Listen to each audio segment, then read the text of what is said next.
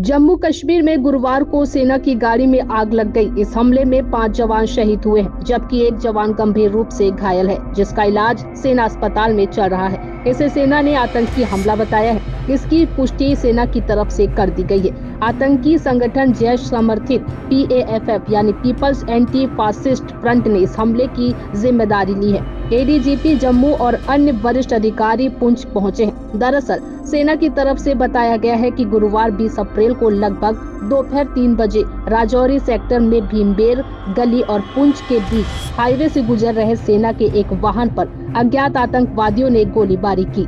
भारी बारिश और कम दृश्यता का फायदा उठाते हुए ये आतंकी हमला हुआ है। सेना के मुताबिक इस क्षेत्र में काउंटर टेररिस्ट ऑपरेशन के लिए तैनात राष्ट्रीय राइफल्स यूनिट के 5 जवान घटना में शहीद हुए हैं। एक अन्य गंभीर रूप से घायल जवान को तुरंत राजौरी के सेना अस्पताल ले जाया गया है, जिसका इलाज चल रहा है।